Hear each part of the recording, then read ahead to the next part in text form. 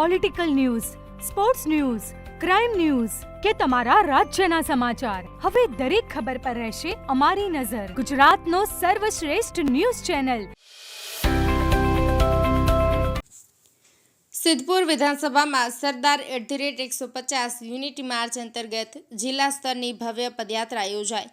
Gokul global યુનિવર્સિટીમાં માલ્યાર્પણ સાથે પૂર્ણ થયેલી પદયાત્રામાં યુવાનો દ્વારા એકતા અને રાષ્ટ્ર નિર્માણનો સંકલ્પ. ભારતના લોખંડી પુરુષ સરદાર વલ્લભભાઈ પટેલની 150મી જન્મજયંતિ નિમિત્તે પાટણ જિલ્લા કક્ષાનો કાર્યક્રમ આજરોજ સિદ્ધપુર ખાતે યોજાયો હતો, જેમાં ભારત સરકાર દ્વારા આયોજિત રાષ્ટ્રવ્યાપી અભિયાન સરદાર @150 યુનિટી માર્ચ, જે જિલ્લા પંચાયત પ્રમુખ, પૂર્વ કેબિનેટ મંત્રી અને સિદ્ધપુર ધારાસભ્ય બલવંતસિંહ રાજપૂત અને અન્ય મહાનુભાવો દ્વારા પ્રસ્થાન કરવામાં આવ્યું હતું. સિદ્ધપુરથી પ્રારંભ પદયાત્રા ગાગલાસણ ગામ થઈને ગોકુળ ગ્લોબલ યુનિવર્સિટી પહોંચી હતી.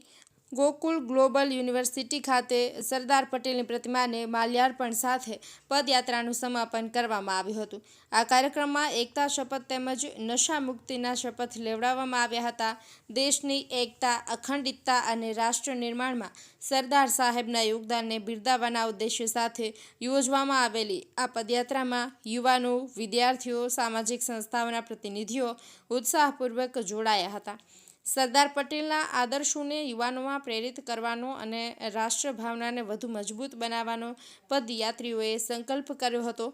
આ પ્રસંગે પૂર્વ કેબિનેટ મંત્રી અને સિદ્ધપુર ધારાસભ્ય બલવંતસિંહ રાજપૂતે ભારતના લોખંડી પુરુષ સરદાર વલ્લભભાઈ પટેલની 150મી જન્મજયંતિ નિમિત્તે સરદાર @150 યુનિટી માર્ચમાં જોડાવા બદલ હાર્દિક અભિનંદન આપી જણાવ્યું હતું કે પ્રધાનમંત્રી નરેન્દ્રભાઈ મોદીની પ્રેરણાથી અને મુખ્યમંત્રી ભૂપેન્દ્રભાઈ પટેલના માર્ગદર્શન હેઠળ સરદાર સાહેબના વિચારોથી પ્રેરિત એકતા, અખંડિતતા અને ભાઈચારાનો સંદેશ સમગ્ર દેશમાં પ્રસર્યા છે.